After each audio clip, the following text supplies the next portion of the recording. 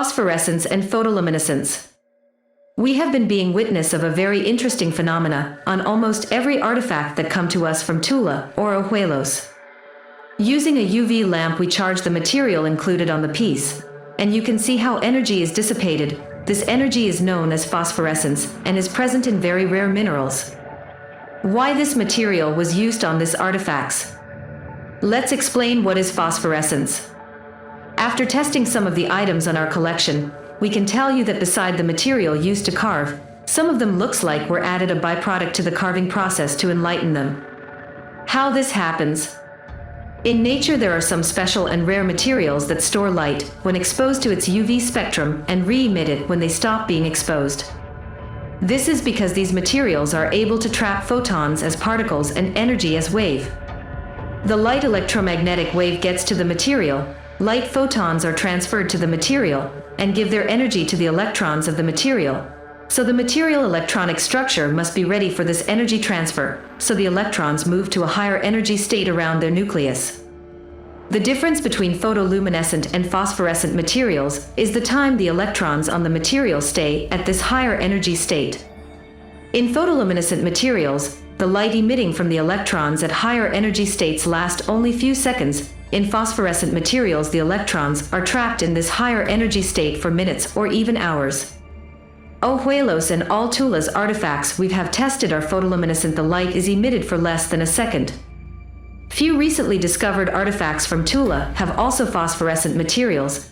Here is a video of a pyramid recently discovered and recovered after a huge provoked flood on Tula Hidalgo. Because high intensity of rain in the region, government decided to let the flow of water from a water dam to release it. So internal rivers on the area were rapidly flooded at high pressure, leaving lot of treasuries exposed to the naked eye.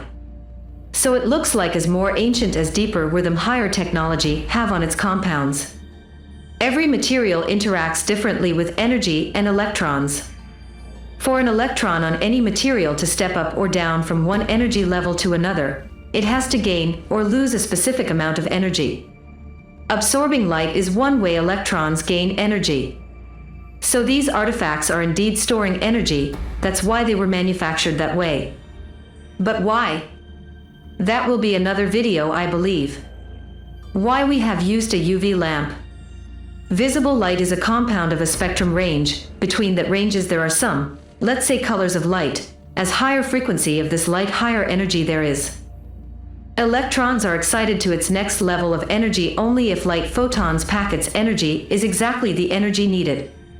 As everything in universe after chaos, there is always a tendency to equilibrate everything. So after electrons on the material were excited to a higher level of energy, they need to get back to its original state, and there's when the light is emitted to release the energy stored for a few minutes, seconds, or as said, even hours. Fluorescent materials emit light for nanoseconds. But the light they emit doesn't necessarily have the same energy as the light they absorbed. This is interesting. Where does the left energy is? UV light is invisible to humans. There are some fluorescent rocks out there, and they glow in all different colors. And what's amazing is they just look like ordinary rocks until you see them under the right kind of light. Phosphorescence phenomena is named after a natural substance, phosphorus. This was because we knew phosphorus glows in the dark, but we now know that phosphorus isn't phosphorescent as ridiculous it sounds, because phosphorus reacts chemically with the air to glow. Fluorite, calcite are phosphorescent rocks that glow under UV light. But unlike fluorite, these rocks can truly glow in the dark. Because even after you turn off the light, they'll keep glowing for a while. Fluorite is fluorescence because the light lasts only for less than a second, so we know Ojuelos stones and all older discoveries from Tula have fluorite on its compound material. It is not that they are 100% fluorite. Some way an ancient civilization managed to create a mix of minerals including fluorite. This is a lot of work to make them just look nice. There was an important purpose we do not know yet. Now on the recent discoveries from Tula Hidalgo artifacts, we have phosphorescent minerals only on the carvings. In this applying of this material, we can see that the glow in the dark effect was done on purpose, not by accident. Energetically in this item's electrons that have jumped up to a higher energy level don't fall down fast as in artifacts with fluorite. Their structure lets them hold on to that energy for a lot longer. This for me means they are trying to tell us something. Maybe from another dimension.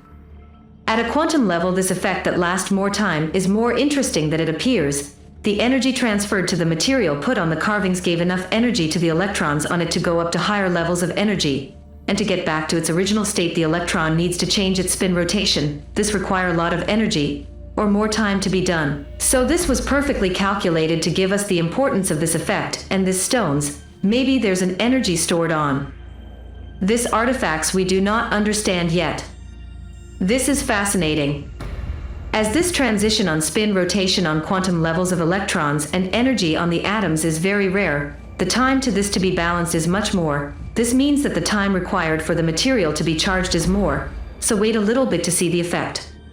Phosphorescence in nature is very rare. It is hard to get a rock with forbidden transitions, at just the right energies needed to emit visible light in that way. Why these artifacts have been so perfectly made to glow in specific carvings. This was definitely made in purpose, and whoever made them on ancient times took a lot of effort to do this. Its exact purpose is unknown by now.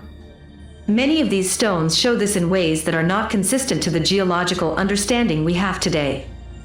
Why some emit this in carvings only and others emit this on only some stones. Some other like Ojuelos stones are lighted all the stone. This is inconsistent to anything that I can find anywhere else in the world. So far we hope to soon find out more about why these stones all do this mostly. So far we know the Ojuelos and Tula stones are made of these materials. Quartz, jasper, marble, ceramic, clay, bone, seashell, metamorphic rocks of many types, turquoise, alabaster, and multiple other unidentified minerals. Unknown minerals. That's right.